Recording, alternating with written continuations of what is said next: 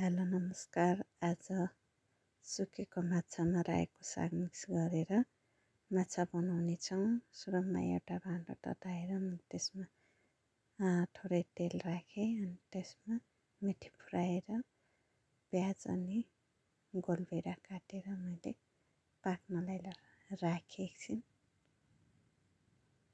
त्यसमा बेसार पनि मैले पाक्नलाई राखेँ अनि थोरै नुन यसरी मसलाहरू पकाएँ मैले एकछिन अनि सुकाएको माछालाई त्यसमा राखेँ।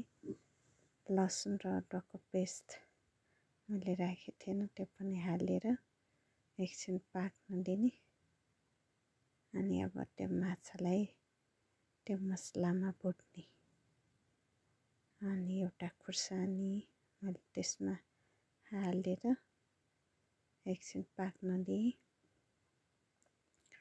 त्यसमा हाल्नको लागि रायोको साग मैले काटेर तयार पारेँ अनि भुटिसकेपछि 1 गिलास जति पानी त्यसमा हालेर अब यसलाई पाक्न दिन्छु म एकछिन। स्वाद अनुसार नुन हाल्नुपर्छ, मैले नुन हालेँ। यदि तपाईहरुलाई पनि हाम्रो भिडियो मन पर्छ भने लाइक, शेयर, सब्स्क्राइब गरिदिनु होला, कमेन्ट पनि गरिदिनु होला।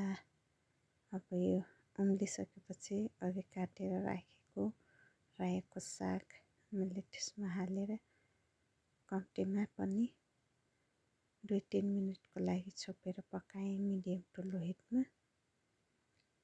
यस्तो भइसकेपछि आधा चम्चा धनियाँको धुलो, आधा चम्चा जिराको धुलो हालेँ मैले त्यसमा अनि त्यसलाई फेरि पनि 1 मिनेट जति पाक्नलाई छोडेँ।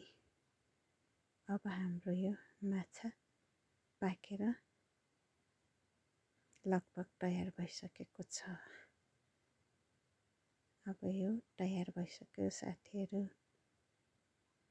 वाउ, धन्यवाद।